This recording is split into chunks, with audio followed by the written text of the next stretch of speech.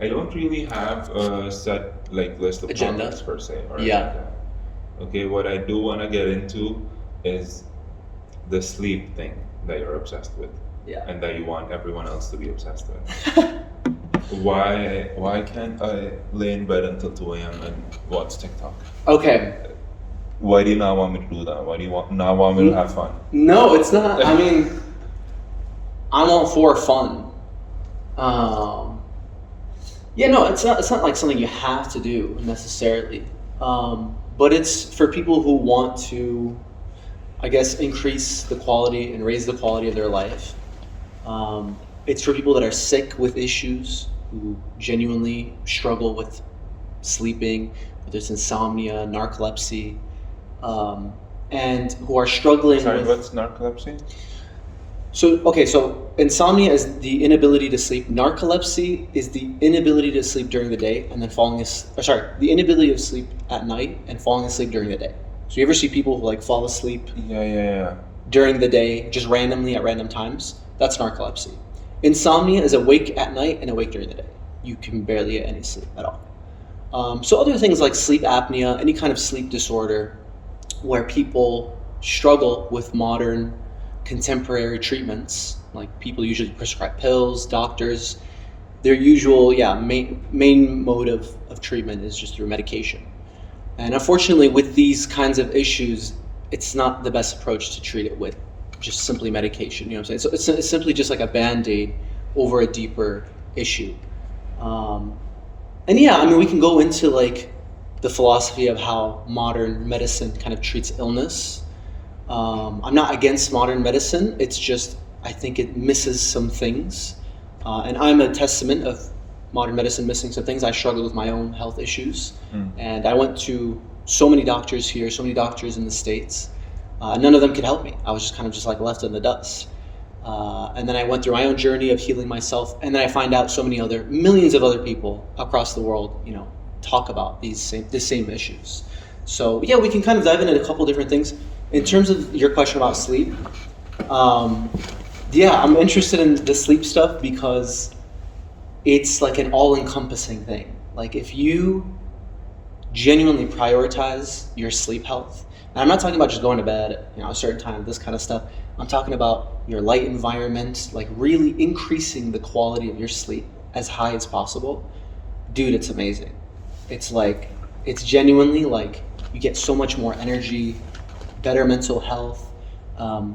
Most mental health illnesses are actually connected to poor sleep, especially with bipolar 2 disorder or schizophrenia. Yeah. And I mean, it's kind of like a chicken or egg problem. Like, is the mental illness causing the bad sleep, or is the bad sleep causing the mental illness?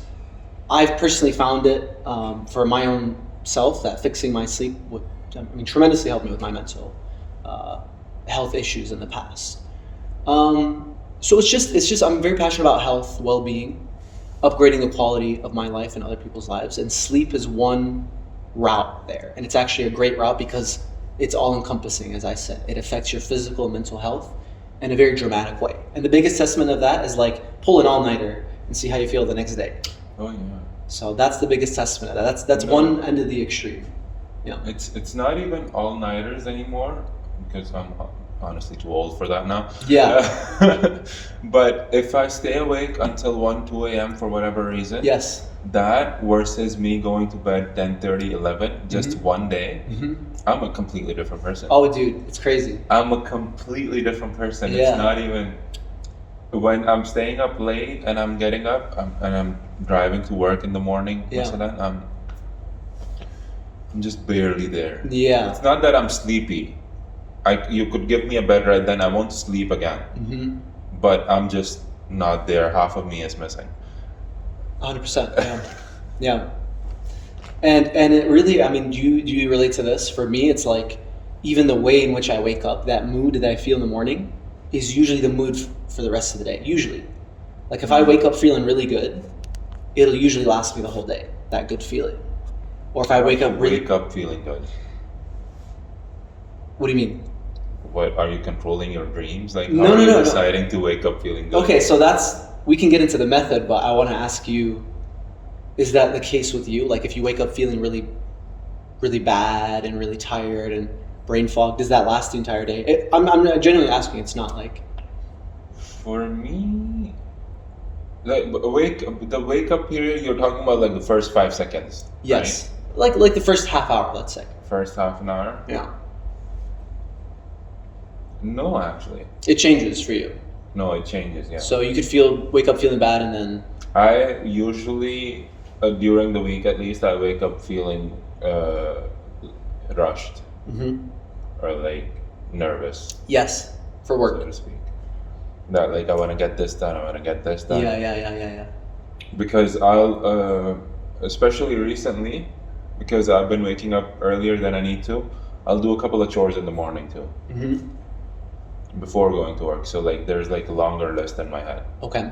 But once that's done, once I'm like out the door, it's not the same. Yeah, or it's I'm different. just like enjoying the music in the car. Gotcha.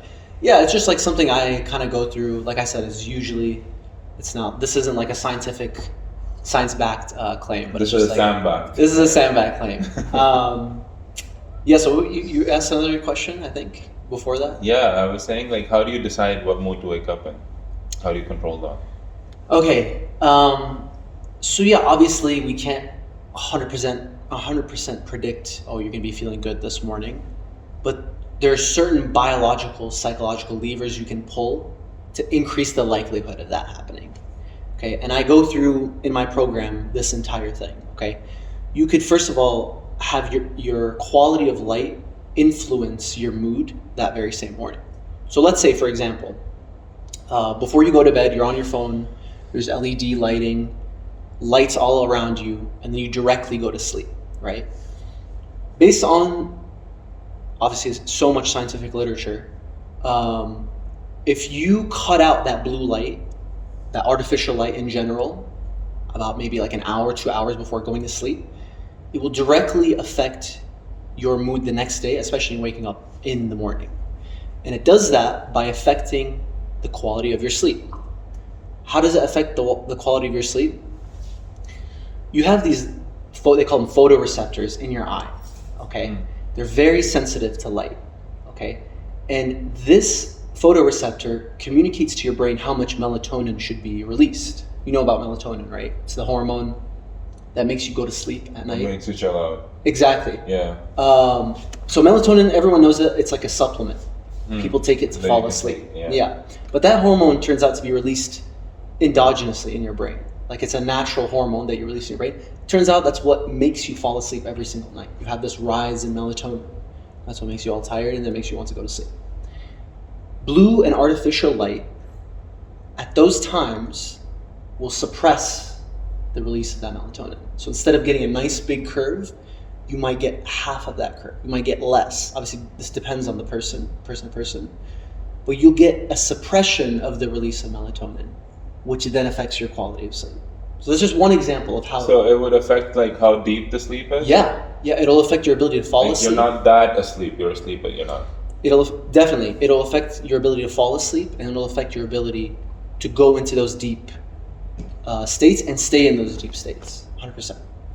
So that's just one example. I could throw out so many different others of simple things you can do that'll just increase the quality of your sleep. Something I have done just on my own, from experience, is that if I wake up at night, I never turn on the bathroom light. Yeah, interesting. What is it? Just instinctive? Because I realized if I do that and I go to the bathroom versus I don't do that and I go to the bathroom, is the difference between me falling asleep again in 5 minutes versus 1 hour. Really? It's that stark. Yeah. I would say that's a testament. Because my the bathroom I have or like I've ever had, all of them were always like white light, like really bright white lights, like Operation Theater. So yeah, that just takes it all away. Can I just grab a tissue if you don't mind? CDT. Hi, there's not a sponsor, bro. Not yet. Let's get to episode 10 first. Yeah, so what was I gonna say? I'm just trying to think of ways of like this light thing I've implemented myself. Obviously, I try my best to at least not 2-3 hours, but realistically, like half an hour, 45 minutes to 1 hour, no screens. Yeah. Like turned on all the lights still. Perfect. And then be in the bedroom and have like no close by lights, just like a shadow of a shadow of a shadow. Yes. Yeah. That's best case scenario. Yeah. Is to remove all that artificial light. It's because our biology is not trained to have light at that time. I mean, I could just give you a simple explanation. The light bulb was only invented in the 1800s. Thomas Edison, right? Yeah, and I used it. Yeah. Before that, it was all. First of all, fire is a different type of light. It doesn't trigger those photoreceptors in our eyes the same way artificial bright light does. You know what I'm saying? How is fire different from Artificial light? Yeah. Yeah. So fire generally emits a large amount of red and orange hues. If you think of... Sorry. No, you're good, you're good. Let me just go check. Let her out, yeah. It gets crazy. Those are part of the sleep problem that I have. What, the cat's waking you up? Yeah, sometimes they'll wake me up. Yeah, And yeah. all she wants is like someone to hang out with her. Yeah. Like both of them. Him Oh, and her. they're not satisfied with each other? Oh no, they hate each other. Oh, really? Yeah, that's a problem we're working on. That's an issue for a different. Oh, okay. So they seek comfort from you guys. Yeah. So you need to, gotcha. Like all that story I told you about why I want to start a podcast is like just made up. Yeah. I'm just gonna solve one problem at a time Yeah. in my life. Yeah. Like I'm just gonna have a cat person next. Yes. Solve your cat issues, this and that. Honestly, that's the way to go, bro. Like, yeah. No, because jokes apart, these are the topics that I would actually be interested in. Yeah. That I would actually wanna know about. Yes. And that would make good conversation. 100%. Rather than like you would also feel listened Yes. as the guest. Yeah. Because I genuinely do care about this. Yeah. Definitely. Yeah, it's cool that you care about it because a lot of people kind of get turned off. You know, it's like they might not be interested, which is fine. But again, it's all about demand. Like, does a person feel like they need it? I feel like from all the self-help stuff that I've digested throughout the years, Yeah. if there's one takeaway I have, is that focus on the things you do every day. Yeah. Like try to solve the problems you have every day, the smallest ones, and that's how you create a better life. Not by only focusing on the big ones. The Yes. big ones like kind of take care of themselves actually. If you get to the small ones, sleep is something you're doing every day. Yeah. Getting annoyed by cats is something that's happening every day. Yeah. Like, so yeah, that's what I'm trying to do. Gotcha. That's what I've been trying to do. Yeah. So it's self-improvement, but you're doing it in podcast form. It's an excuse for you to sit down with people and learn from them one-on-one. It's like free coaching, you know? Basically. Yeah. I'm getting your course Yeah. paying you. Without paying for it. Yeah. Exactly. No, that's what I do with my podcast too. Like, I just don't tell people about that. Like, bro, I'm just like, it's an excuse for me to talk to you. Things. Yeah, exactly. If you say you have a podcast, it gives you some clout. You're like, oh, you got a podcast, let me come on, you know what I'm saying? Like, see, my goal with the podcast is simple. what? I'm not gonna think about it too much until I get to 50. I thought you said 10. Last episode you said 10, I watched it. Yeah. Yeah, so it's 10. It's Now 50 I realize it's 50. Yeah. Because see, I was oh, this is a whole other Avenue, yeah. avenue, but yeah. Another thing that I've also applied throughout the years in my life that's helped me out a lot is that you can pick pretty much any field in the world. Okay, and a lot of like experts in their particular fields are gonna hate me for saying this, but you can spend about a year or so at most in that field, like really caring about it, like really learning about it, and really working in it.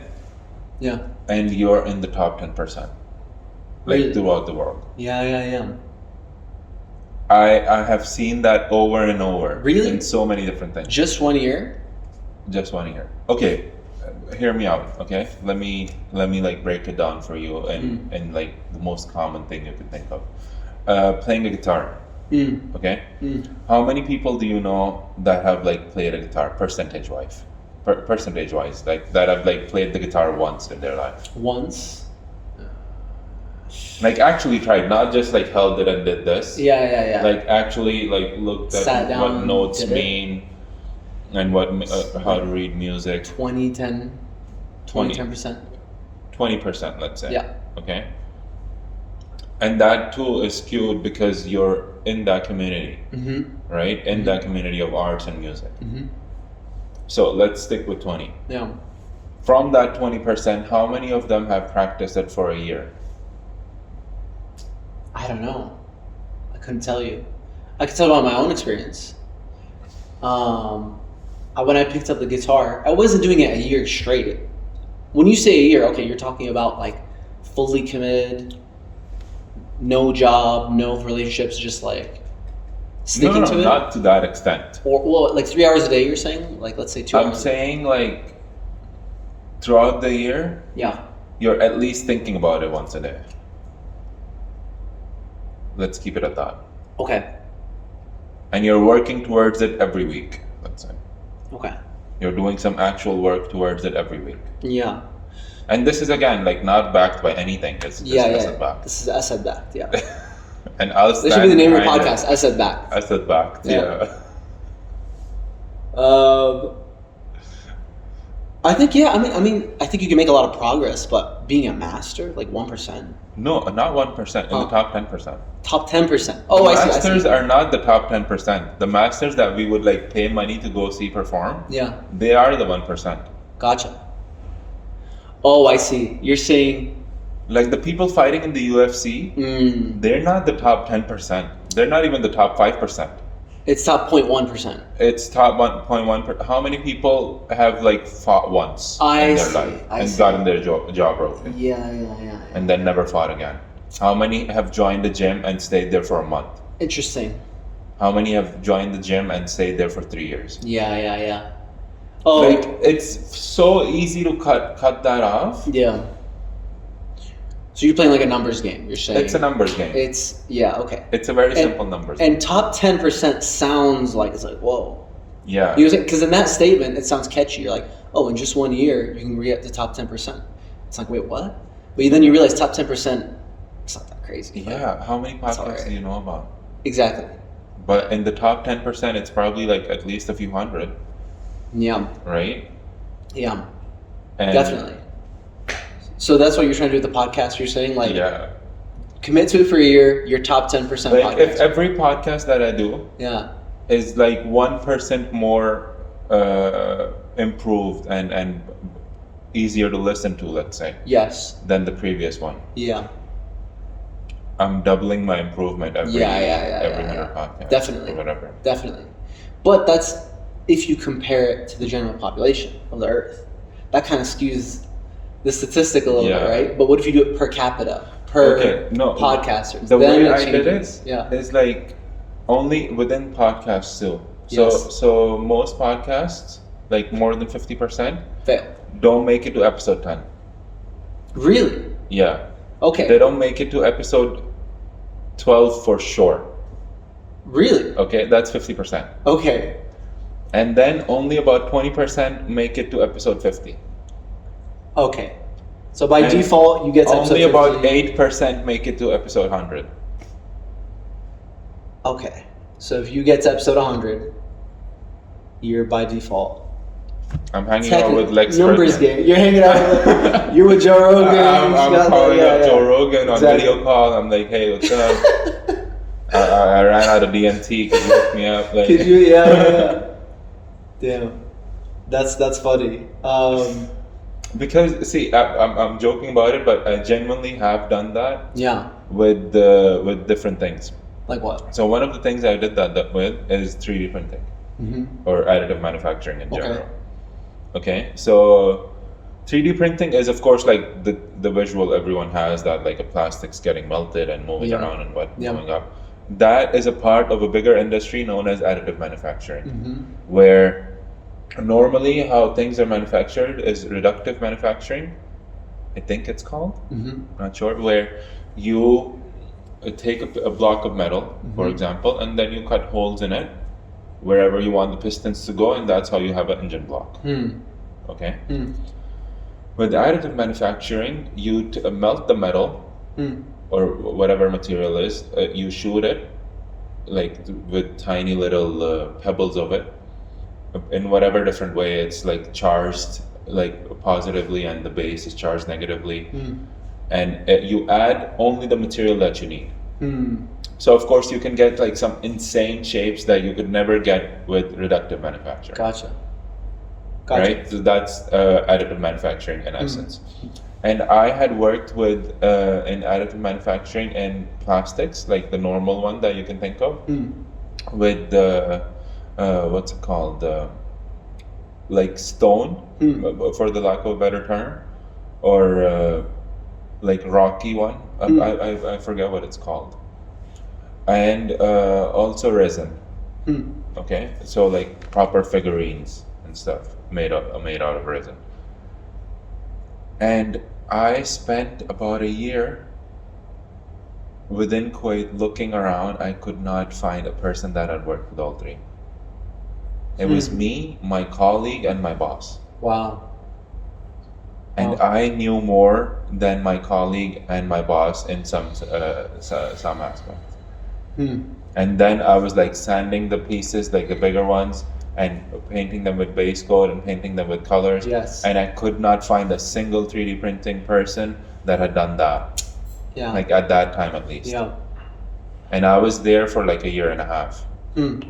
But I really got into it. Do you think maybe it's because Kuwait is a small pond? Like it's easy to kind of rise to a top 10, 1%. Have you factored that in at all? Yeah, that is like, what's it called? That is a factor for sure. Yeah. Obviously, it's Because much. here it's like the sleep stuff, like no one's. Like every niche, there's like 10 people in it, right? Yeah. If you get niche enough. Yeah. That's fair. But another reason it's so asset backed is because I would go online and look for solutions to problems I'm having. Yeah. And turns out like no one's ever like even heard of that problem. Yeah, Like yeah, that yeah. would be such a common issue Interesting. that I would have, and then I would have to figure it out on my own, be on the phone with the manufacturer Yeah. of the machines. Yeah. And what's it called? Then I would go back to the whatever forum I was on and actually type out the answer I see. and leave it out for the world. I see. That's an interesting mindset to have. I don't know if it's like something special about you or your environment, or if it's just you so happen to stumble upon the edge. But I used to have this mindset. I don't know about you. I want to hear about this, but of everything's figured out. Especially when I was a child going into college, even into college, like everything's figured out, and we're only filling out the gaps. And I don't know why, I just had this mindset of how can I ever do anything new, create anything new? Like that's reserved for the absolute experts. I could never stumble upon the edge. You know, everyone has everything figured out in their own fields. It's easier to get overwhelmed just by, I feel like, the sheer capacity of people in the world and their expertise. And you doctors and experts wearing jackets and teaching at lectures at university. You think everything is already known. How could there be anything not known? They're a different breed, those people. They're a different breed, that yeah. figure things out. Exactly. Yeah. Yep. And then I started, realizing through me going towards that edge that, wait, shit, there's a lot that people don't talk about. There's a lot of books that have not been released that could benefit society. It's essentially finding a gap in the market, but just in your life in general. And it was a big shift for me, in order to have that shift. Because I have to keep removing that idea that, well, not everyone knows everything. We actually are clueless about the things around us in our own societies and our economies and outside, obviously. So have you had like a certain shift like that? Because what you're talking about is being at the edge of experience and being a creator Like it's your job at that point to bring in your wisdom and your knowledge, package it, and either sell it or just provide it to people as free education. Does that make sense? Yeah, because see, with most things where there is a set end result, there's like a measurable result that you're trying to get to. Yeah. I don't know. I want to get 100 views on the video. Okay. I want to what's it called? Have 500 customers a month for my business. Yeah. Whatever it is. Whenever there's a set result that others have achieved already. Okay, so there are businesses that have had 500 customers a month. Yes. Right? That technicality that you have to learn, the necessities that you have to learn, they pass you by quick. Like it's not a deep dive per se. Yeah. Right? I know to run a business, for example, I need to know how numbers work. I need to be selling the product more expensive than I buy it, masalan. Okay? And I need to make sure that I can make rent. I need to make sure I can pay my employees, so on and so forth. These things have been done over and over and over again. Once I get done learning this, that's not me like getting to any destination. That's the starting point. Oh, I see. Right? Now is where it like actually starts. Now is where I'm gonna do the business. I'm gonna do something. Like I'm gonna be creative. Gotcha. Let's say. Gotcha. There's like the necessary what's it called, basement that you have to go through. I don't know what to call it. The 1 year. Let's call it 1 year of working hard on one thing. But it's not even 1 year. That's the thing. In a lot of cases, it's not even 1 year. It's less. But it's just like the work you have to do to be able to do the work you want to do. So it requires discipline. More than discipline, it requires consistency. Yeah. I feel like you can be really wildly undisciplined. Yeah. But still consistently at least do a little bit in that direction and you're good. That is such a lazy way of thinking, I know, but it has worked for me. Yeah. If I make like a tiny bit of progress periodically, that's it. I'm good. Interesting. You wouldn't consider that discipline? No, that's just choosing to do it every day. Discipline is doing it every day, for me at least, or like doing it when you have to, and doing it the right way too. Yeah. Okay. But undisciplined, but just consistent is like just maybe skipping some days too, but always coming back to it. Just showing up. Showing up. Yeah. Gotcha. Showing up gets rewarded. What do you mean? Showing up gets rewarded. How so? Socially? So much. In so many aspects. Yeah. Just by being in a place, you can really shift the tides. How so? So,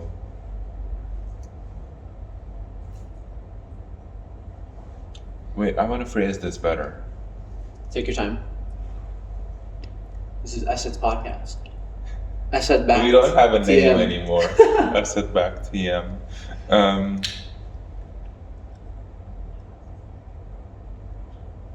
Yeah, so the reward to effort ratio, let's say, between putting up the work and just showing up is widely different. Showing up is rewarded many more folds than putting in the work is. I mean, both are important, obviously. They should come as a package. But showing up is rewarded like much more. Like you can show up and do a sucky job. Yeah. And that would hold a lot more value than be like widely late and do a really good job. I got you. Yeah. It's that definitely works in like a traditional job, 9 to 5 sense, where as long as you're putting in those hours, you get performance-wise, it could help how good you do the job, but showing up and doing the work, I could see how that would be very helpful, especially in an online setting. I feel like that's the most Like, you know how people who have online jobs, like, they don't actually work those 8-9 hours the whole time. Bro, no one works No one. 8-9 hours. Yeah. You cannot work 8-9 hours. Even in person. The only thing you can do 8-9 hours is mindless tasks. Yeah. Like when it comes to work, as in like problem solving and like Mhm. actually getting in touch with people and whatnot, the best, hardest working person I've seen, the smartest person I've seen can do that for like 4 hours, Really? 5 hours And that's it. in a day. That's it. The rest is just like chilling. And that too will be like broken down in parts. I can do, for example, or like any person rather, can do like 9-hour, 10-hour days, like once a month or something. Really? That's my experience. That's my understanding. Really? Like work as in like task, finished, another one. Yeah. Another one. Yeah. And tasks that require thinking, not mindless ones. There has to be some cognitive load to it. Yeah. Yeah. After like the 4th hour, my brain starts getting fried. Yeah. 5th hour, that's done. It's done. And then you just chill. Yeah, but what happens in a 9 to 5 is that you take breaks without calling them breaks. Yeah. Without realizing they're breaks. What will you do? You'll like go update the email even though you know you didn't get any notification on your phone. So there's no new emails, but you'll update them anyway. Yeah. So you're not actually working the full hour. Have you ever heard of Parkinson's law? I have, but I can't recall. Yeah, it's like the constant. Ferris talks about this. Obviously, everyone in the productivity space does, but it basically says that you will do the amount of work given to your allotted time. So if I give you a task at work and I say you have a month to complete it, you're gonna spend a month completing it. And usually what happens is you slack off in the beginning, and then as the deadline comes, you do the work. That's how most people work. But if I put a gun to your head and I say, you have 1 day to complete it, you're gonna complete it in 1 day. Like, you're going to Find a way and be efficient enough, and it might actually turn out better than that 1 month one, because it's highly focused and highly integrated in real time. Switching between this Yeah. and something else. So that's something that a lot of people kind of bring up, or in productivity, like, oh, you actually want less hours because then it'll force you to do all the work and be more efficient. Have you heard of it? Are you familiar with that concept before, or like with productivity? No, I'm not really. Really? But I understand it. Yeah. So it's something I've seen in my own life too. Like with school, they give me like a month to do a project. Dude, I'm slacking. Yeah, obviously. If it's the end of the semester project, forget about it. It's always last day, all-nighter, got my Red Bull. This is in college, obviously. Now, before the sleep Red shot. Bull is in fact not good for sleep. Exactly. Not sponsored by Red Bull. It doesn't give you wings. But yeah, it's just like human nature, and this is something like people who have their own schedule, like entrepreneurs, whatever it is, have to understand and work around. Because when you give in your own schedule, you're gonna naturally want to slack off. When you don't have that order and foresight, that's actually one of the biggest hurdles I think people who, whether want to learn on their own, learn an instrument on their own, do a business on their own, struggle with the biggest. Because then, for the first time in your life, there's no overarching institution telling you what to do. Because when you're born, your parents tell you what to do. They give you a nice little road. Hey, you got to do this by this time, and if you don't, you get punished. Same thing happens in school. You don't study by this time exams, you get bad grades, you get punished. College, work, whatever it is. But when people try to do businesses, I've seen that, obviously myself, it's like for the first time, you have to be your own judge. You have to make a schedule of your own. You have to make a schedule and stick to it. And it's the most difficult thing in the world. I still struggle with it, bro. I still struggle with it. It's the most difficult thing to be able to be your own judge and judged at the same time. You have to play both. So, and that plays into what you're talking about. Again, I know you didn't consider it discipline.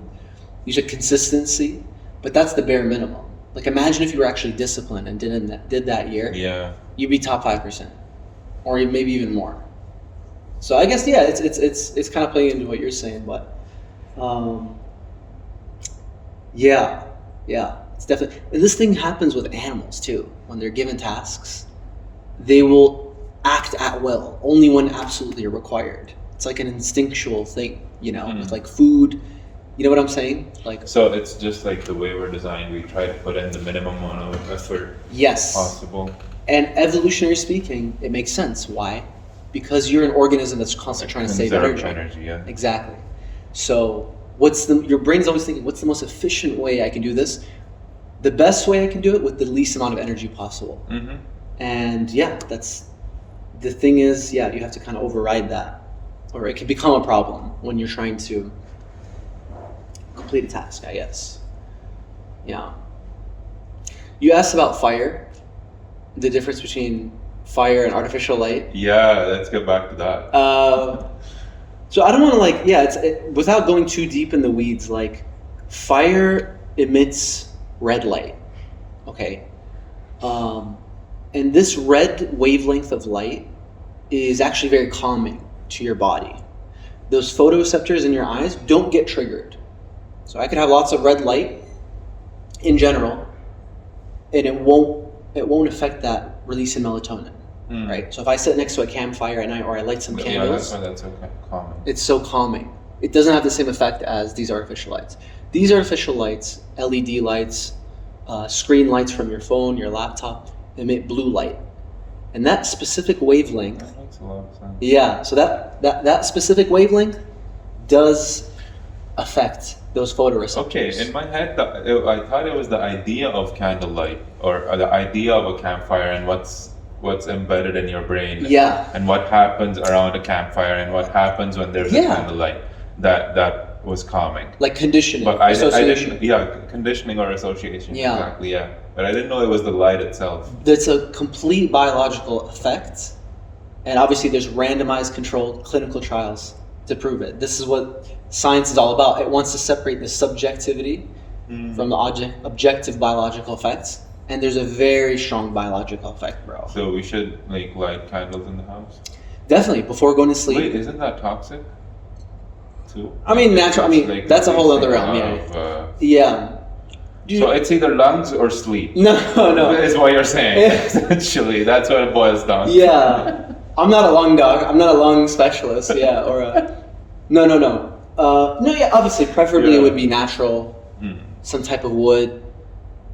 Not even just wood, but just a natural candle wax. That's not full of beeswax. Yeah, something like that. And also, I think, I believe rather, candles emit more and more smoke the hotter they get, or the longer you light them. Really? That's why you'll see a lot of these candles have warnings on them: don't light for more than 2 hours. Really? Or don't light for more than 4 hours. Yeah. Like the sticker that you rip off, the first thing you do. Yeah. That's what that says. Gotcha.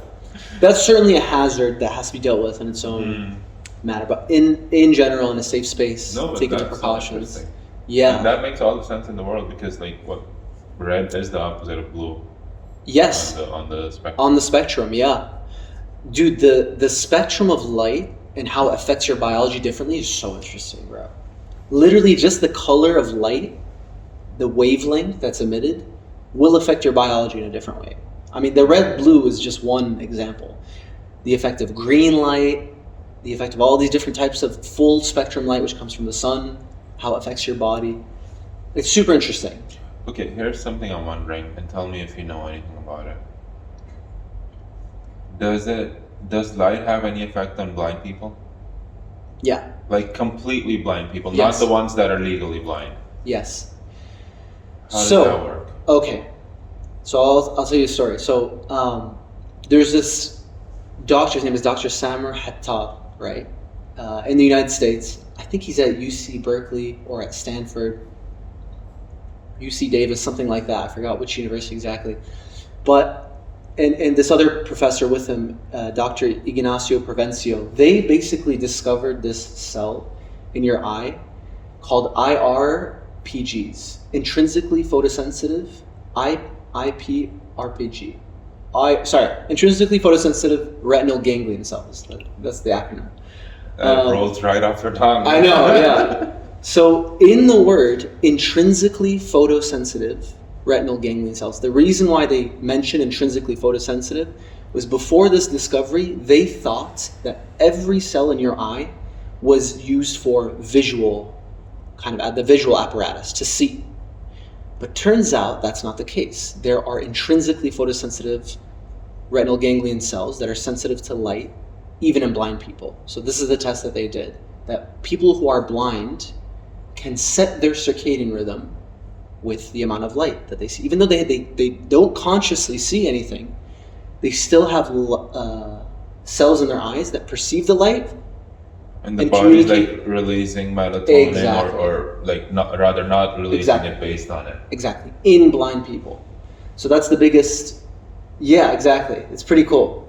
So that's really cool. Yeah, that I guess that kind of answers your question. Yeah, blind people definitely are affected by the amount of light and still entrain their circadian rhythm, provided if that's not damaged in whatever the accident person was in. So yeah, and that goes to show that this light stuff is not conscious. Because sometimes people say, oh, I'm not getting enough light in the morning, or this is dark enough for me. You can't, I mean, sometimes you do have a conscious level of awareness of how much it's keeping you awake or how much is going to sleep. But I'm telling you, if you just get as much bright light as possible in the morning and during the day, and zero out your light, like I'm talking about zero artificial light, and be super strict with it. Not even a little glimpse on your phone. That will still affect, because your eyes are very sensitive towards that period. Especially when it's darker. Especially when it's darker, exactly. So I'm saying zero isolation and just the candlelight, you're going to get a huge effect on your sleep. And it may not even be conscious. It's just those cells are very sensitive to light input. Does that make sense? Yeah, it does. Yeah. A lot of sense. Because I'm like everything that you're saying, yeah, I'm just thinking to my own experiences. Yes. And it honestly like explains them and elaborates. Yeah, yeah. Because see, one of the problems I've had is when I get into bed, yeah, and I'm just like, oh, that's okay, I'm ready to sleep. Okay, I'll put my phone on charge, set the alarm, whatever. Yeah. Put it on the side of the bed. Yes. I haven't been on my phone, but I just put on the alarm. It has an effect. It has a very strong effect. Whatever I've been doing, I haven't like just sat down. Yeah. I haven't just like spent a minute doing nothing. Yeah. In several hours. Yes. Okay. So when I do that, I like to just like, in a way, ground myself, just like feel my body, like yes. Where my hands are, where my feet are, whatever. And one of the first things that happens, my eyes like start burning. Really? And I realize that they have been burning, or like they have been dry because of the staring at the screen, but I've been too distracted to feel it. And it happens every time I'm like, I've spent many hours that day like looking at the screen. You're desensitized to it. Yeah, and I don't feel it until I get into that state of where I'm just like, yes. Okay. Yeah. We're good. We're in bed now. Let's sleep now. And then when I wake up in the morning, if I had a bad night of sleep, yes. You know what? One cheat code I used, which is just probably terrible, and you'll most likely elaborate on how terrible it is. I'll wake up, and I know I cannot wake up. Like I am dying. Yeah. I do not want to go to work. I am genuinely considering calling my manager and saying that, not gonna happen today. You know what I'll do? I'll open up my phone and start watching a video on it. Wow. Or like just like open a game and like increase the brightness fully and just like be on it for like 5 seconds. I'm awake. It keeps you awake. Exactly. I'm awake. Exactly. And I'm awake in that zombie mode nonetheless. Yeah. But I am awake. I don't want to sleep anymore. And it doesn't take long. I'm not exaggerating when I say 5 seconds. Yeah. Or I'm not downplaying it rather. Yeah. The light thing is huge, bro. It's huge. What if I told you, I'll take it a step further. What if I told you that your light environment is so important that it can even predict your long-term health issues, like chronic issues like obesity, like the likelihood that you'll get dementia when you're older, like the likelihood that you'll have a mental illness appear sometime in your life. If you take a wild animal with no artificial light, you can do tests on it and find it's mostly healthy, provided it's not being damaged by its environment. You know what I'm saying? Overall, it's healthy, it's efficient. There's some diseases there, but you don't find the so-called human Neolithic diseases like obesity. You don't find obesity in the wild, right? The Parkinson's stuff is not as prevalent. All these, like the mental illness, obviously, it's hard to measure that with animals. As soon as you take those animals and you bring them to a zoo, in other words, you put them in a human environment with artificial lighting and all this stuff, immediately they get all these human Neolithic diseases, the obesity, the issues with blindness, the high amount of Parkinson's, the cancer, etc., etc., etc., even exhibiting signs of isolation, which would allude to like mental health, of like separating itself from its pack, right? Mm-hmm. Some mammals like monkeys and other primates are very social. They need to be around. They exhibit depressive symptoms, they call them, especially within rats.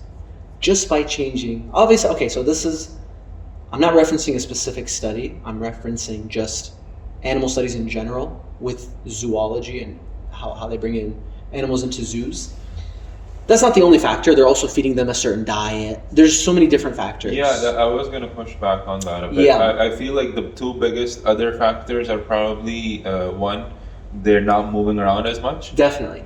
Like it's like 1% of what they 100%. were used to. And second is like a lot of times in zoos, they're rescue animals. Yes. So they were already abandoned by their pack anyway. Yeah. So they probably do have diseases already. Definitely. And they were not like the ideal mate. 100%. For 100%. example. So there's a lot of factors, but you can kind of use isolated controlled experiments to make predictions. Like for example, the rat study that showed them exhibiting depressive symptoms and isolating behavior just by showing them blue light at night compared to a controlled group of rats that were not shown blue light before going to sleep.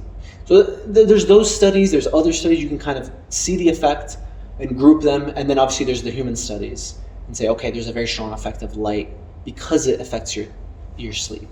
Because sleep is so important to your health in general. It's not just this, I'm going to sleep and recharging in the morning.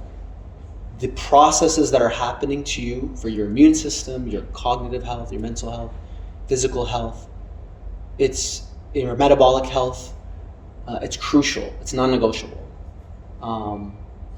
So yeah, that's. Okay, so light is obviously a very important aspect of fixing your sleep. Yeah. And your life in general, by what you say. So how do you do that exactly? Like walk me through a day, like of me getting up, going to work, working on a computer, coming back, maybe watching Netflix, being in the house, being in the office. What color are my ceiling lights?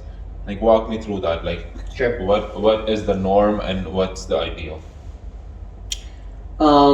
So I have like 4 different pillars in my program, and each of these pillars affects sleep. So first pillar is light. Second pillar is kind of mind stuff, meditation, more the psychological stuff, NSGR.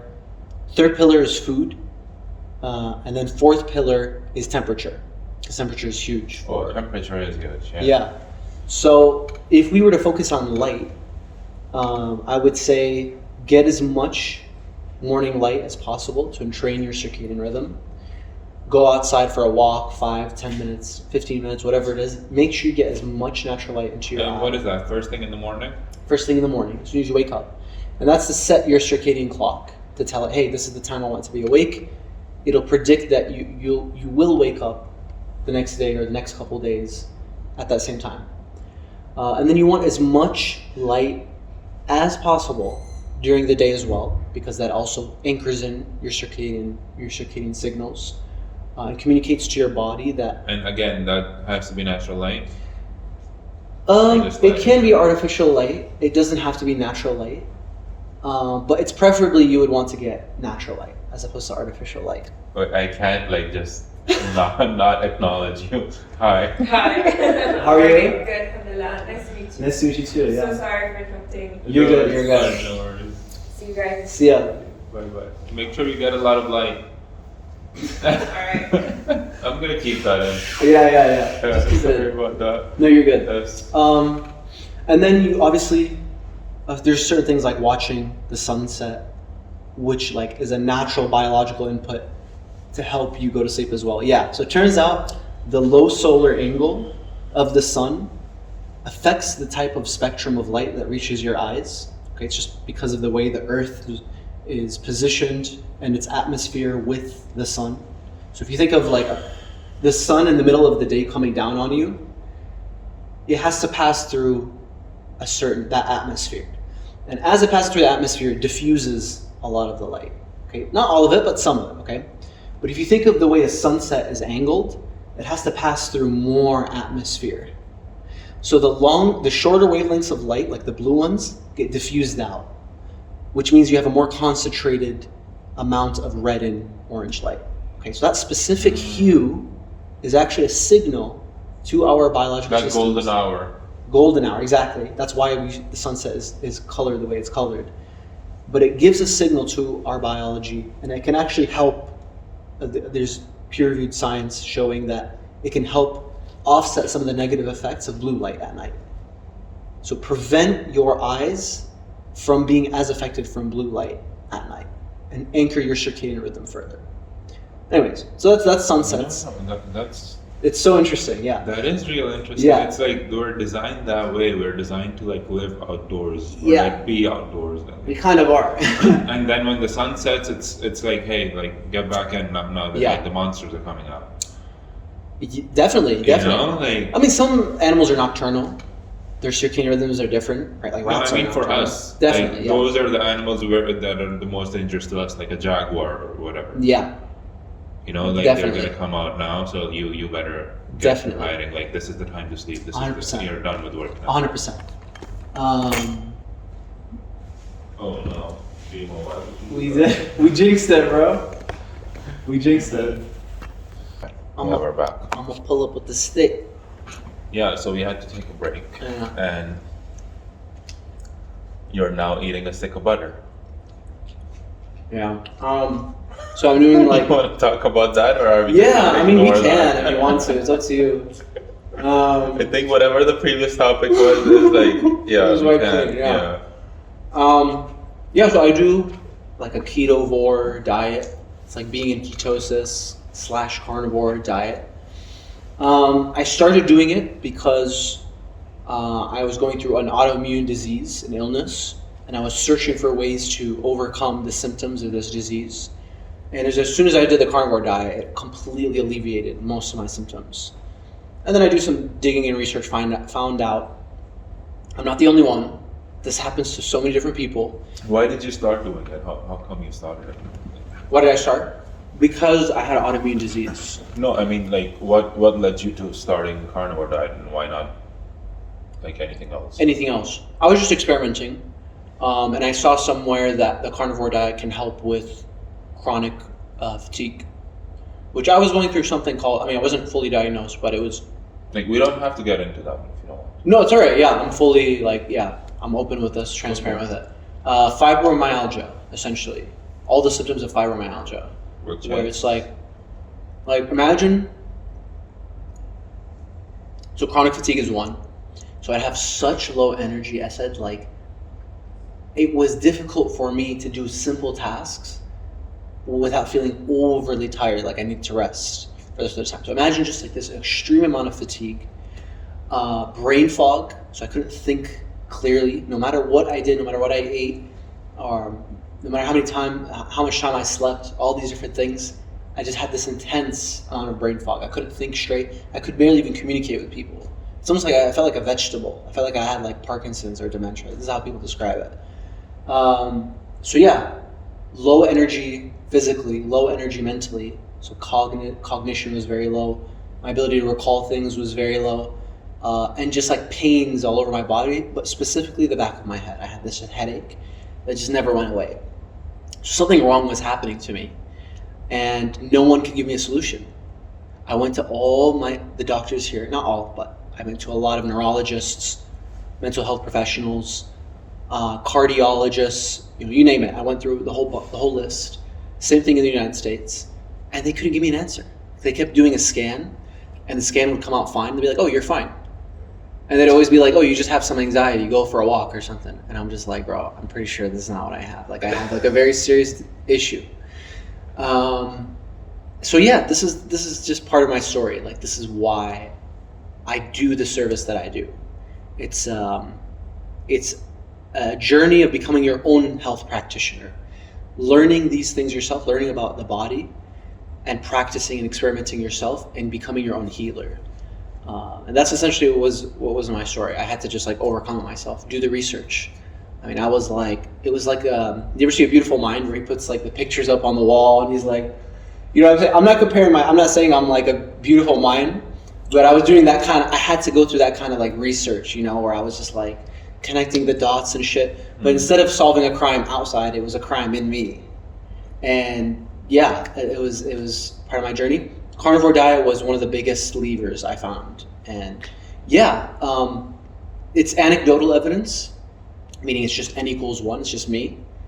But there's so much anecdotal evidence of people online talking about the similar story. Doctors could not fix their issues, whether it's Crohn's disease, whether it's fibromyalgia, whether it's mental health issues, and then overcoming them with these specific types of diets. And there's certain things about the carnivore diet.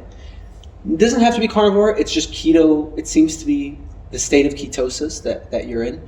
It's very healing for both your body and your mind. In fact, there's a whole new field of research called metabolic psychiatry, which is predominantly led by Dr. Chris Palmer at Harvard University, who's looking in detail about how this ketogenic diet seems to be reversing things like type 2 diabetes, the symptoms of type 2 diabetes, obesity, obviously.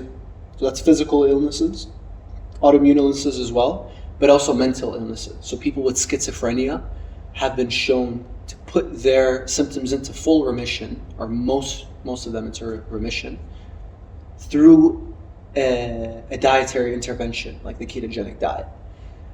So you can look up, his name is Dr. Chris Palmer, and he wrote a book called Brain Energy.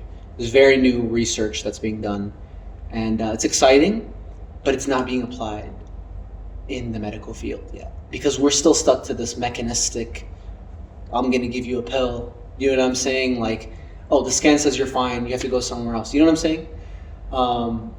So these are things that people need to know about, because some people go their whole lives without knowing this information. They don't have the time that I had. As young as I was, it felt like a curse at first, but it was actually a blessing, because I have time now. I don't have responsibilities. But imagine like a father with 3 kids, single parent home. Oh yeah. There's no time for him to think about these things. You want the doctor to do the thinking. You want the doctor to do the thinking, but your doctor doesn't know what's wrong or can't put in the time. Wait, I have like a whole host of questions for that. Let me just go see. Sure. Is in the trance too long.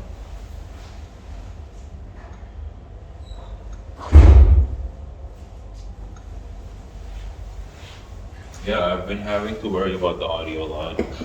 Yeah, it's a Like, problem. You don't know More how things much affected than I thought. Like the AC, for example, Yeah. affects it a lot, which is pretty cool. Yeah.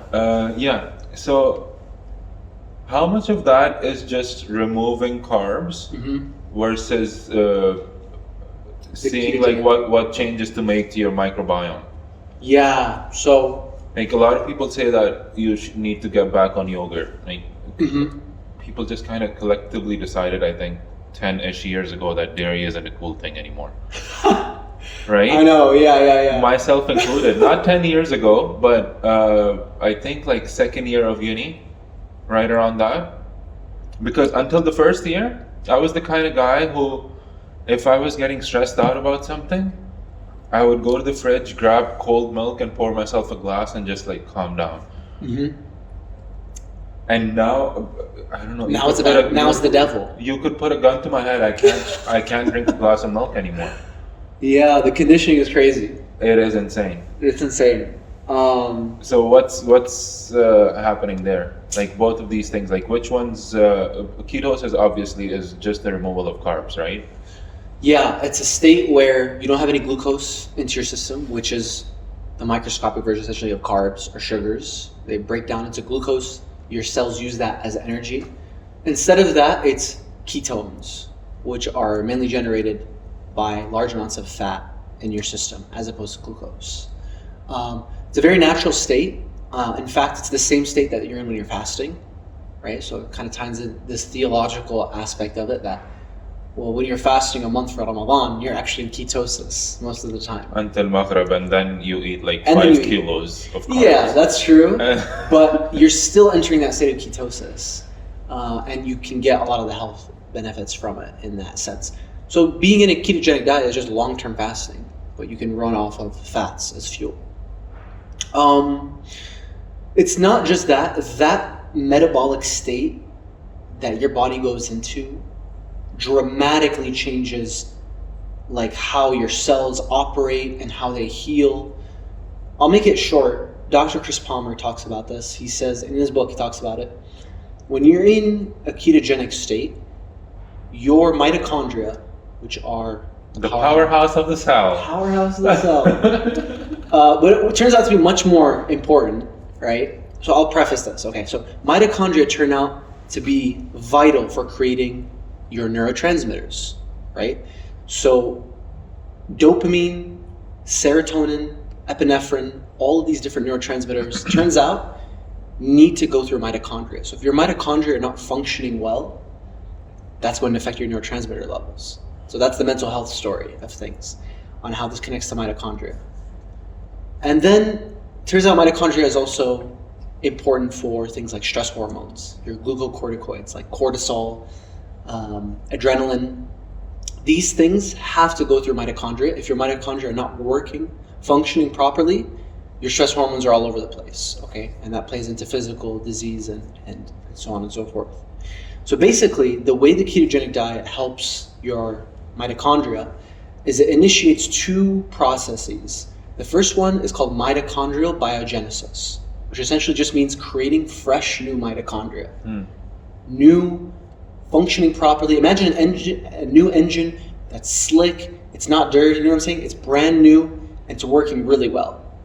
The second process is called mitophagy, which is the removal of old dysfunctional mitochondria, okay? Now these states happen while you're intaking glucose, but not to the same extent as when you're in a ketogenic state. When you're in ketosis, your body's like, okay, it's go time. We gotta start healing our mitochondria. And when you start healing those mitochondria, that starts affecting your neurotransmitter levels, which is the whole mental health story, and your stress hormone levels, and so on and so forth. Obviously, it's not just those things. And that's what plays into the physical health. So that's the direct, I guess, main pathway that Dr. Chris Palmer talks about. And that's what I genuinely believe happened to me. I mean, I didn't do a medical test, but I'm combining my anecdotal experience with scientific literature and other anecdotal evidence to formulate a narrative. And that's the thing, I think, the narrative that has happened to me in my journey of healing. So yeah.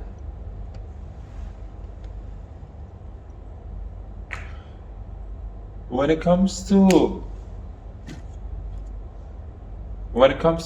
some regular person, okay, someone who doesn't have an autoimmune disease, someone who's not suffering, quote unquote, with something that's being caused by carbs, let's say. Okay, they're living a normal daily life, whatever. They would obviously also, by what you're saying, benefit from ketosis, being in ketosis. But how do they go about it? How would you recommend like a regular person goes about it? Yeah. Is it like a cycles thing? Should they just switch over? Should they do it like in a particular section of the day? So maybe they're in ketosis during the morning, but not at night. What would you? I mean, it's person dependent, definitely person dependent. Like, what does the person want? I think when the person is not suffering, it exits the realm of health and more so into optimization. So you're not curing diseases, but you're trying to optimize your health, right? Reach a level where you're at your peak mentally and physically. It's performance. But the way carbs are not right now in basically every single thing you consume. Yeah. Bar water, maybe. Yes. Yeah. It kind of is just delaying the problem. Yes. Right? Because you're gonna get there. Gotcha. You are eating more carbs. The average person is eating more carbs than they need to. Yeah. Than they should be. Definitely. Yeah, carbs are not the demon in of themselves. I mean, carbs have their whole host of It's benefits. the quantity, obviously. It's the quantity, definitely. It's mainly the artificial sugars and the processed foods, in my opinion, in terms of dietary, in this dietary lane. It's the artificial sugars, the processed foods, the having low nutrient density foods, things that fill you up but don't have any nutrients in them. So, yeah, I really think that's the issue. I think if people went on a stable, great diet, they would be okay. You know what I'm saying? Like mostly, just in general, painting a broad brush. But yeah, carbs I don't think are the demon, so to speak. Like, it's not the carbs again. It's just this metabolic state turns out to be very healing for your mitochondria. So that's not the root of the issue at all. In fact, I believe the root of the issue to be through environment, and specifically in childhood environment. And then this is where, have you ever heard of Dr. Gabor Mate? No. He's the guy, I mean, he's becoming very popular because of the Palestine, Israel stuff. But he's a physician who's written so many books about the connection between mental and physical health, how they're not as separate as we think. In fact, most people with mental illnesses have comorbid illnesses like obesity, metabolic dysfunction, whatever it is. And they all align together actually very, very well. And he connects it to childhood experience and trauma that happens during childhood. Because that's where the foundation of your architecture is formed, of your nervous system is, so to speak. So if you have a dysfunctional nervous system in your adult life, a lot of the times, if it's a chronic issue like mental or physical illness, it comes from your foundation, an issue with your foundation. And your foundation is your childhood. So if your foundation is not sturdy or has had something not given, either through capital T trauma, or small lowercase t trauma, which you can go into if you want to know more about that. No, please elaborate. Okay. What is That'll affect the architecture of your nervous system and your ability to regulate your emotions and to that? regulate. No, what is small t and big T? Okay. Like that. So these aren't technical, scientific, established in the scientific literature terms. These are terms I use interchangeably because, not interchangeably, sorry. I use them loosely because Dr. Gabor Mate talks about them. He's a physician, right? So there's no technical name for them. Capital T trauma refers to physical and sexual abuse during childhood, like the extreme stuff. Like big things. Big things, like imagine a child going through war, or seeing someone die, or seeing a loved one die in front of them, or being sexually abused. The capital, like the stuff you think about when you think about trauma in childhood. Okay. The lowercase t is more subtle, and it goes under the radar a lot of the times. And it's not something that happened to you, but it's something that didn't happen to you. Something that was not given to you. So a human being is a biological organism that requires certain things, like food, like shelter. One of the most important things that it requires is a stable and nurturing emotional environment. And lowercase t trauma refers to the absence, in certain cases, of this emotional environment. So it can be through a parent who is a little bit neglectful. They might not mean it, they might have a lot of love in their heart, but their child is not emotionally attuned, or they don't have a stable emotional environment growing up. And that will have long-term lasting effects on that child, on their nervous system long-term, which can, again, lead to those physical and mental health ailments that I talked about. So that's lowercase t. Does that make sense? So just things that are happening on a daily basis in the child's life, but like small pains, It can, say, again, but something that adds up. when I'm saying small, it doesn't mean it's not as severe, like, because these things turn out to be big issues, like the pain is very strong. And a lot of people who go through this lowercase t trauma tend to feel guilty. Why do I feel so bad about these experiences? It's not a capital I'm T. blowing it out of proportion. I'm blowing it out of proportion, Yeah. but there's cognitive dissonance because I'm also in a lot of pain.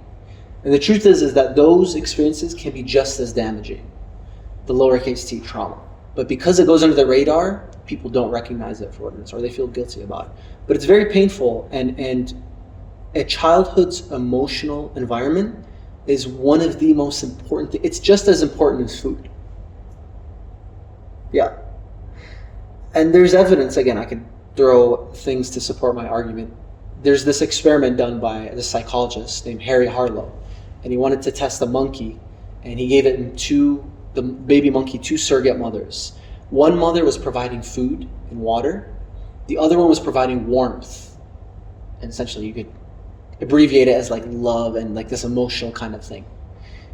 Every single time the monkeys ignored the mother with the food and went to the mother with the nurturing and care, and would even starve themselves in order to get this emotional care.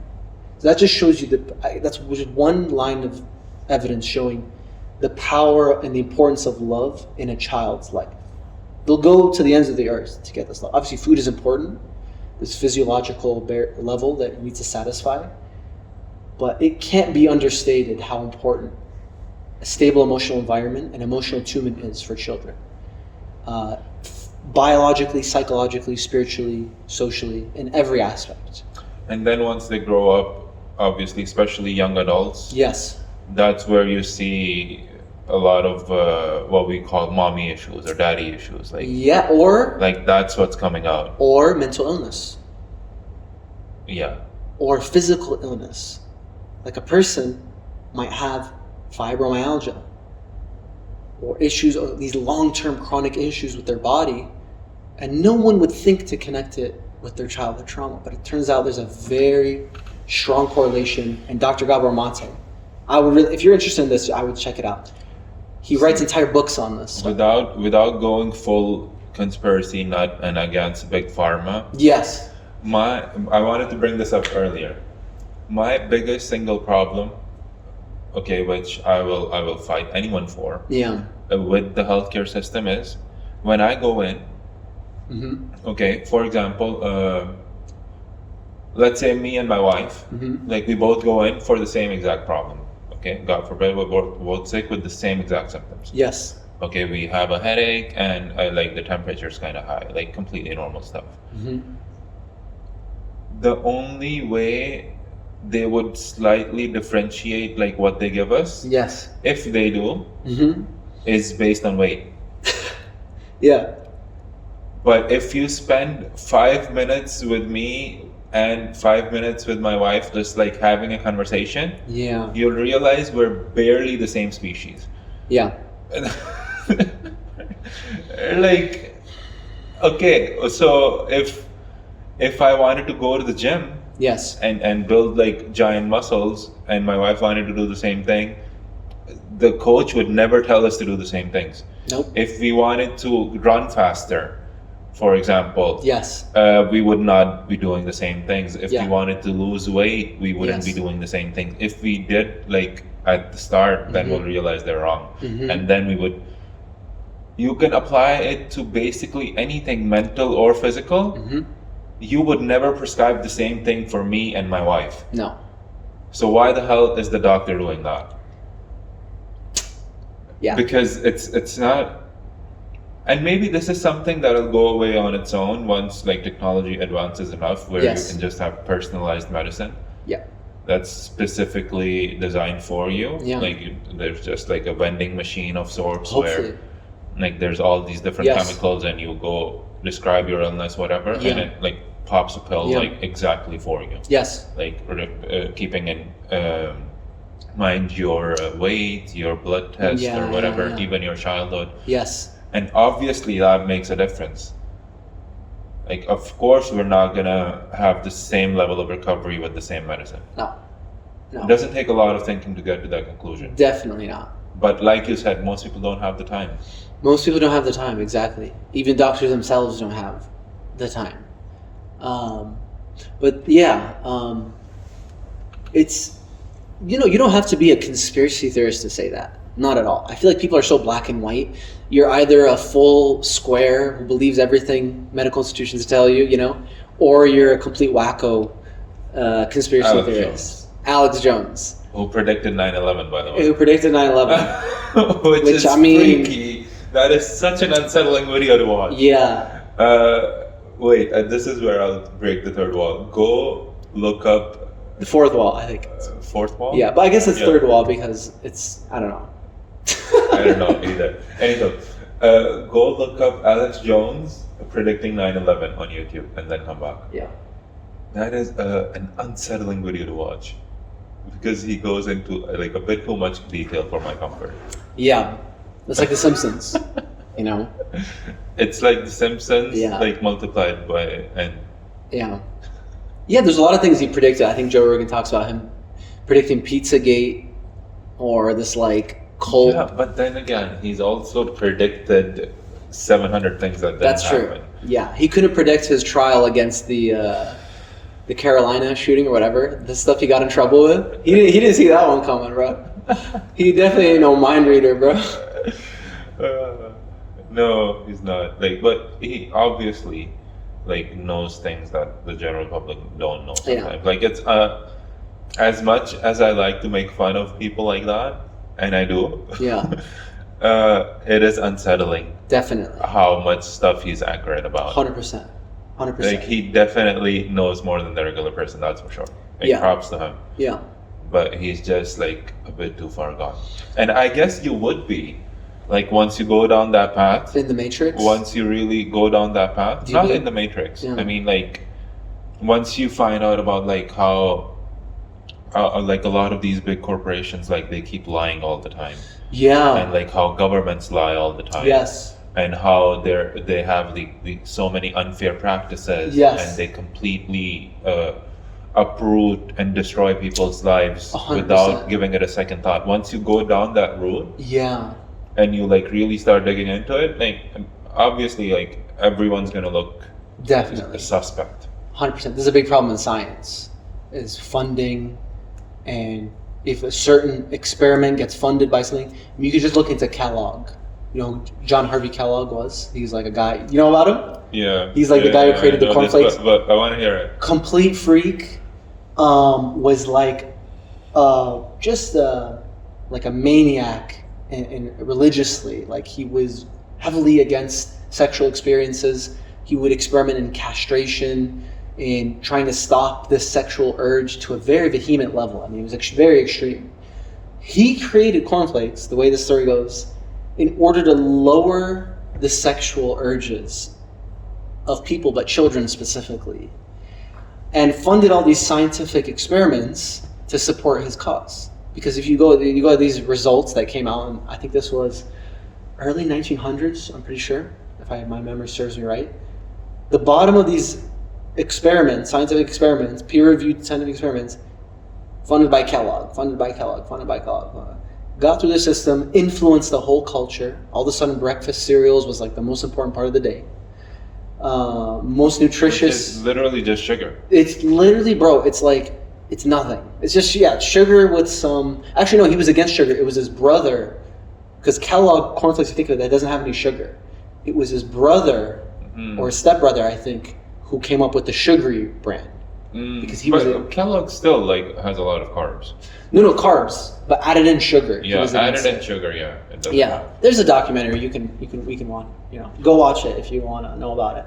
And But- then the food pyramid. Yeah, the food Yeah, pyramid. that's a big one. Dude, there's Food corruption. pyramid. I am salty about still. Really, I feel like I got something. you got bamboozled. I got bamboozled on us. Bro, the food pyramid, I used to be like, oh my god, bread is so important and you shouldn't eat a lot of meat. Really? I was that guy. Like Yeah. as a teenager especially, I was like, oh my god, red meat? Because my dad growing up had like some issues Yes. with the cholesterol. Yeah. Like when I was growing up, not Definitely. Definitely. When was that? That was like 10, 15 years ago. Oh, okay. That's not, I was growing Okay. up that time too. How old are you, by the way? If you don't mind me asking. I'm 27. I just You're turned 27. 27, Okay. Yeah. That's awesome. Yeah. Yeah. So that's what he was recommended. Yes. He's like completely cut out red meat. Yeah. Okay. And what do you replace that with? Bread. Right? So, and now looking back, that's like the worst possible advice Yeah. you can give to anyone. And but that was the consensus, and still is to some extent. Yeah. Yeah. Definitely. Yeah, no, that's definitely the thing that messed me up the most and made me the most rebellious. So to Really. speak. Did it make you What? sicker? What were the effects? Made you feel worse? No. I mean, like realizing Yes. Oh, okay. that the food pyramid is upside down, essentially. Yeah. Not completely upside down, but for the most part, like meat is the thing you should be eating the most, or protein is the thing that you should be eating the most. Yes. Yeah. And then like the last very bottom strongest sugar, Definitely. just plain on processed sugar. Definitely. So knowing that, and then also the stuff about vaccines now, like all the conspiracy nuts were like, Yes. oh, don't let them inject you with the microchip. Yeah. And I'm like, yeah, you don't know anything about how computers work. But, and I was part of the crowd making fun of those people. Yeah. Right? But Yeah. then I was also like, I got thinking about it and I'm like, yeah, it is moving a bit too fast for my comfort. Yeah. But that was about it. I'm like, I'm gonna get it, whatever. Yeah.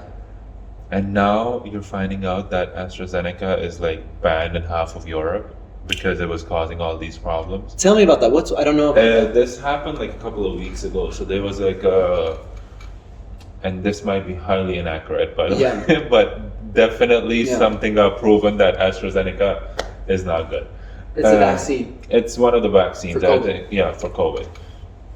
So what was happening was a lot of people were getting different levels of like heart disease, essentially, Mhm. or cardiac problems, let's say.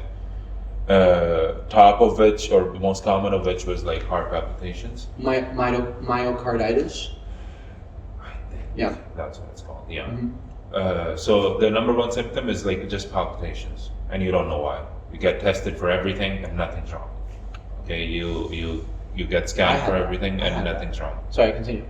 Oh, that might be. I had a lot of heart palpitations. Yeah, that might be because of the vaccine.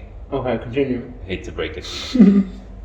So that was happening, and like a lot of people apparently gathered up Mhm. and filed like civil lawsuits Mhm. because, again, in some areas, like either through like these conspiracy theorists, so to speak, or like their personal doctors, they were getting hints and suggested that this might be the vaccine, bro. And once like the case opened up and they did their test, whatever they had to check out, sure enough, turns out there was pre-existing documentation, okay, before the first shot of the vaccine was ever given out, Okay. where they were like, yo, this might be a problem. And then like This says the replied email was that, yo, it's fine. Like, This is the actual conversation, like on the scientific paper. Yo, there's no problem. So yeah, that's the essence of it. Wow. And that, as upsetting as that is, and as unsettling as that is, Mhm. if you think about it, it's not surprising. Because it's a for-profit company. What do you expect? Of course. Anyone who's ever worked a corporate job has had a boss or has seen a person in a place of power that if they were working in that like pharmaceutical company would still give the green flag on this. Like we all know that person. It's not just. And that person is still in power in like a marketing firm or in like automotive industry. And it's not just the institution, the firm, but it's also the politics it influences. There's a triangle between science, in the US, it's institution, and politics. It's literally the triangle that fueled the scientific, industrial. Like, we go from like not being conspiracy nuts to literally Illuminati. That did not take long. No. Without, I mean, I'm not afraid that it's the Illuminati. It's literally a triangle. Like Yuval Noah Harari talks about this in *Sapiens*. Have you ever read *Sapiens*? Yeah. Yeah, he talks about it in the book. I don't know if you remember that section where he talks about how the whole reason why capitalism, the scientific method, the scientific revolution, and imperialism propelled forward in the time that it did was because of this marriage of the three things. Like, people would go on expeditions, imperialism, scientists would gather new resources and create new inventions, science, and that would funnel back to institutions funding, private donors, you know what I'm saying, firms, companies, whatever it is, funding that money back into it. So that triangle still exists today. Yeah. And that's that triangle in itself shouldn't be a bad thing. No, I mean, Not it necessarily. gave us some great shit. I mean, Yeah, obviously. Like there is, in theory or in essence, it could be a good thing. Like for example, I'm the automotive industry, for example, okay, and I go to the government and I say that, hey, I think that the signals should be open longer, Yeah. and that would help traffic because we got these sensors in our cars that are telling us this, whatever the hell, okay? Yeah. And I fund that research, yeah, and then I get it done, and then I get the policy passed. I do the lobbying and whatnot, perfect. and that goes through. That's Yeah. like the perfect, most ideal scenario of how lobbying actually works for the good of the people. Yeah. Because then I'm coming back and I'm in the good books of the government, Yes. and I'm getting leniency in that sense because I made the people happy. So now they're happy with the government. Yeah, but wait, hold on. Are your experiments, or is your scientific experiment, whatever it is it manipulated or is it just in line? Because if it's No, it's not manipulated. it's in line with the truth. It's in line with the truth. Perfect. Yeah, That's I'm saying that's the ideal. The issue when The you tweak issue and is manipulate the science. when corruption seeps in. Yeah. And obviously, like lobbying is a very hard thing to keep clean. It's essentially bribery. Yeah. But the problem is that even though this is a U.S. centric problem, it seeps into the whole world because like U.S. policy literally affects the whole world. Yeah. Yeah. So that's where it gets muddy. Are you a capitalist?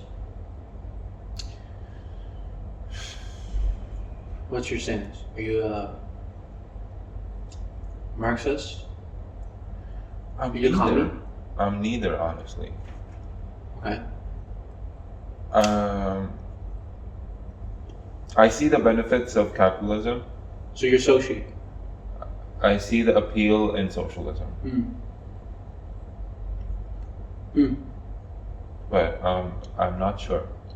I feel like I'll have a proper stance once I have kids. Okay. That's a good answer. That's a Because good right answer. now I'm just thinking okay, obviously I have my wife that I need to think about, but then again, at the end of the day, I'm thinking from the perspective of two people that are in working age that are educated. I'm not, alhamdulillah, I'm not dependent on anyone, and I don't have to care for anyone. I don't have to think about what's going to happen when I die. Yes.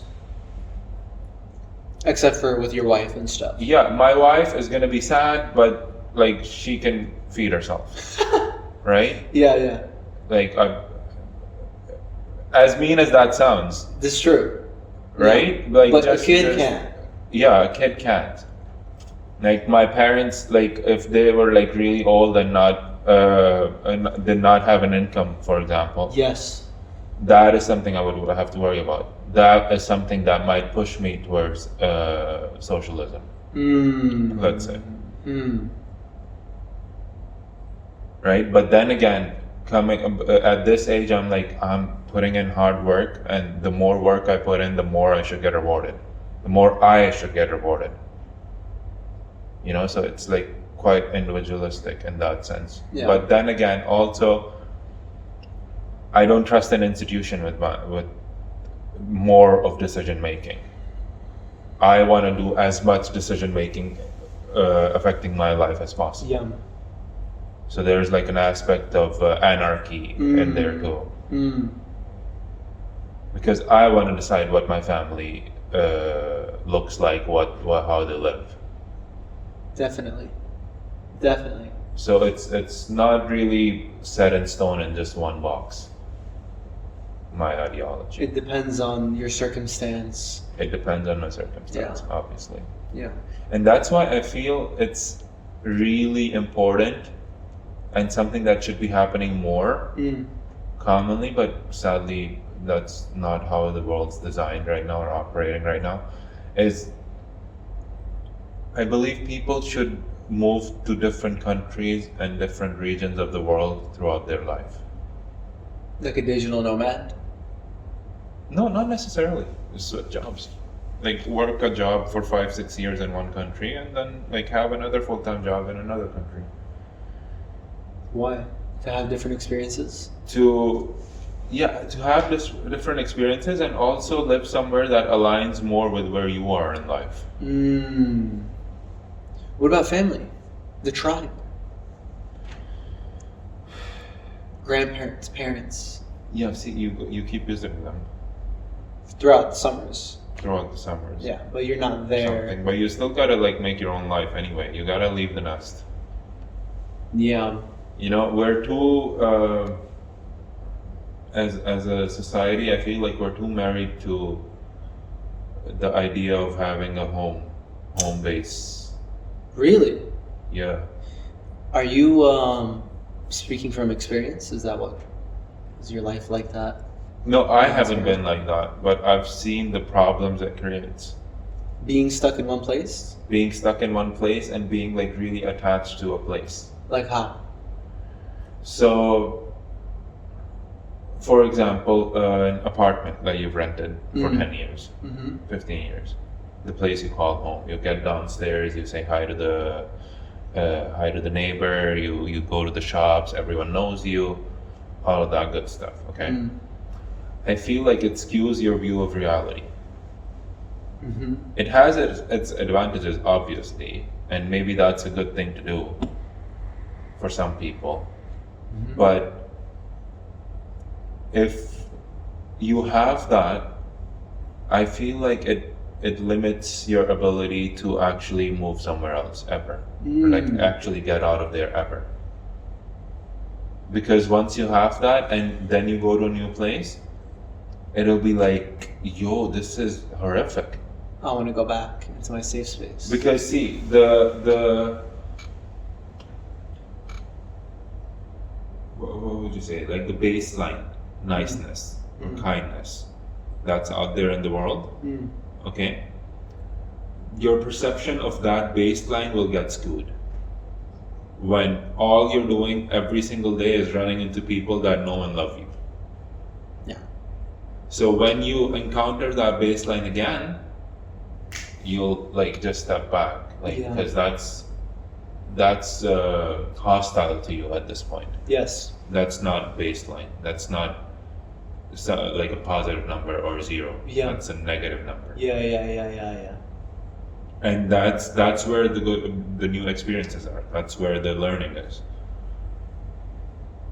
I think one of the aspects that need to be addressed to like achieve that is like not living in the same place for a long time. If you can't really change the country, you change the area, you change the building. That's the exception.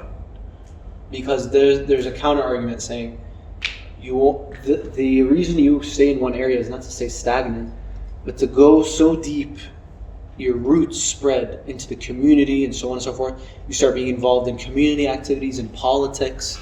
You start influencing the shape of the country itself and the culture. That requires someone who's there and has their finger on the pulse, so to speak. Yeah, that's there. Okay. But if you can't do that, that's a good argument to make. But can most people do that? Especially people not living in their own country. Yeah. And even people living in their own country, how big of a policy change needs to happen? What kind of road needs to like get built from where you live for that completely get uprooted? Because you get this false sense of authority, you get this false sense of power. Yeah, democracy is an illusion. And that power is only based on your vicinity. Once you step out of that, you're no one. What about your own independent institution? Like, let's say, for example, Kuwait. Again, it has to be someone, like, let's say you're in Pakistan, right? Yeah. And you know people are suffering with a certain issue, and you know you could help them. You building an independent institution, self-owned, not dictated by some politician or whatever, you can grow it and grow it and grow it and turn it into something very impactful for your community. Would you be open to that? Yeah, of course. Yeah. My whole idea of this is not to never anchor yourself in one place. Okay, it's to acknowledge and be mindful of the difference between you, as in like you as a person who's just respected and loved because everyone knows you, versus you as a person who's respectable and lovable. Repeat that one more Do time. you see the if you don't difference? mind. Like you as a person who's loved and respected just because everyone knows you or has known you since a long time, versus you being a person who is respectable, who is lovable. Do you get what I mean? Are you still a respectable and a lovable person once you step outside that circle? Gotcha. Are you still someone people want to listen to? Yeah. I Or do understand. they listen to you because like the negative consequences are too high because like their mom really likes you? Is it? Yeah. Like so I've heard about this in stand-up comedy. What? A lot of comedians will perform at the same club, Because they like. or they would perform in the same area a lot, and slowly but surely everyone would like start knowing them in that area, okay, or in that city. And once they step outside of that city, no one's laughing at their jokes anymore, because their like first of all, people are laughing because they like them, they know him, okay, and second of all his jokes, like the context or the build-up was that city-centric. Yeah. The people outside don't know the context, they don't know the culture, so now what he's saying is not as funny anymore.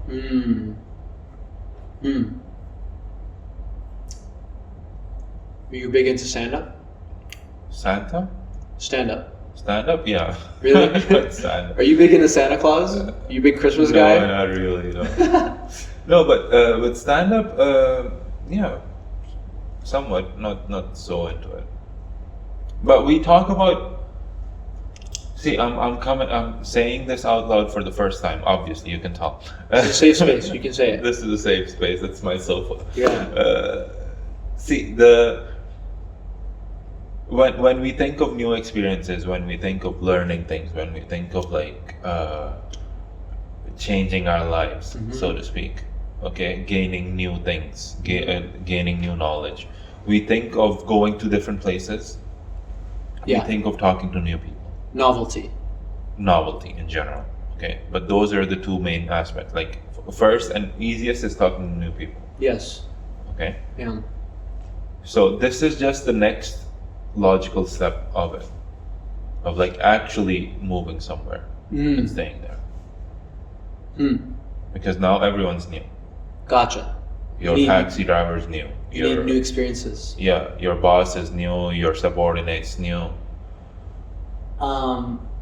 Your neighbor's new. Definitely, 100%.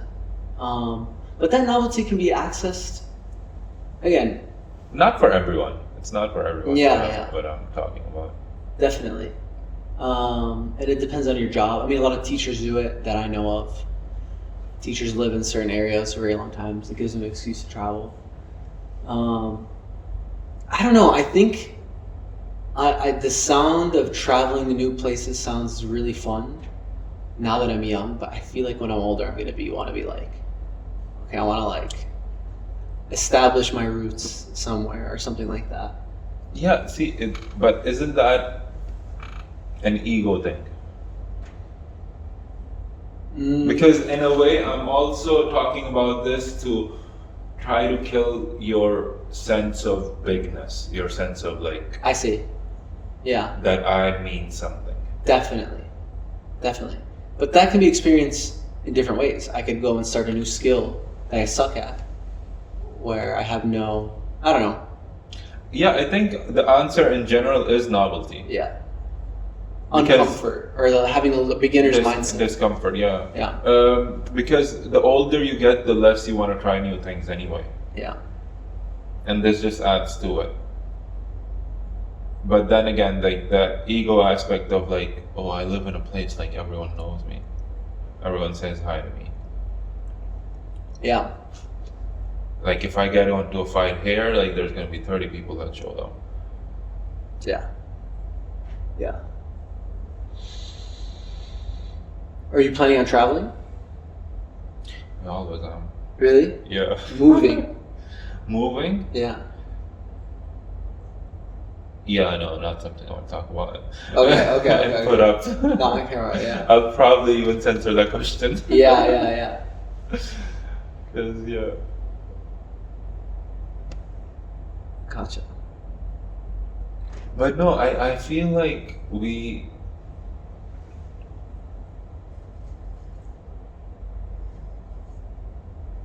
have this false sense of what would you call it? Like abilities Mm. or power or control, which that's all it is. It's a false sense because you don't have it. Mm. You can't predict or you can't control when a loved one will get super sick. Okay, and Yeah. you can't control and you can't predict when I don't know, there's gonna be a storm Mm-hmm. outside or all of these like endless list of possibilities that could happen. You don't know when someone you really like at work is gonna resign. Mm-hmm. So now what does your work day look like if you spent an hour talking to them every day? Mm-hmm. Mm-hmm. And we're kind of like removed from that, and it's not to panic and get anxious thinking about like the negative things that could happen. Like that's not the goal here. Yeah. The goal is to understand that they could happen and they shouldn't uproot your life. They shouldn't like make you wobbly. Yeah. You should have flexibility or You should have adaptability. flexibility, you should be able to adapt, Yeah. and you should know that the difference between things that are inside your chest and the things that are like outside of you. What do you mean? Like the difference between your thoughts and reality, Mm. Mm. essentially. Yeah. What is your mind making up and Mhm. what is there actually? Mm. Do you get what I mean? I know exactly what you mean. Yeah. Because we're stepping deep into the yap zone. Yeah. We're yapping right now. We're yapping. We're yapping. We're done with the logical conversation. Yeah. Now it's like It's- the bottom of the barrel. It's the yap zone. No. That's completely logical. Putting yourself in uncomfortable situations, facing novelty, to stop this not logical, but like to face reality, because once you're in a comfortable state, your mind can dictate what you do and so on and so forth. Or like, it's easy for you to think of things, but you want to be close to the ground, so to speak. You don't want to be too in the air. Like if you get someone and you have them sit in this comfortable spot for their whole lives, they're going to, the distinction between reality and their thoughts is going to be huge. They're going to mistake their thoughts for reality. They're going to be delusional. Oh, I can do this, I can do this, I can do this. But until you If I actually... got up off the couch, I could do that. Yeah, exactly. Just if I got up. Yeah. And then just never get up. It's the guy watching TV, not getting up off the couch, saying, oh, I can do that better, I can do that better. The critique, the critic, sorry. And then, but it's not until you actually go out and practice and get hit in the face, whatever it is, feel the pain, that gap between your thoughts Yeah. and reality come together. Exactly, that's what you're saying. It's the guy. You're saying something so profound, bro. We're at the top of the barrel, bro. We're in the barrel. It's the guy sitting on the couch saying, I could get in the top 10%. Exactly. 1 Thank year. you so much for doing this, bro. Yeah. I think that's a good place to wrap it up. What are you doing with your course? Like, what is the next thing? What do people expect if they join your course? You want me to your plug? program? Yeah, of course I do. Yeah, you can just follow me on Instagram, Sam Al Qattan, SAMALQATTAN. I currently just sell like sleep health related products, and I also have a podcast called the Apex Energy Podcast. So, yeah. Beautiful. Thank you so much for doing this, bro. I appreciate it.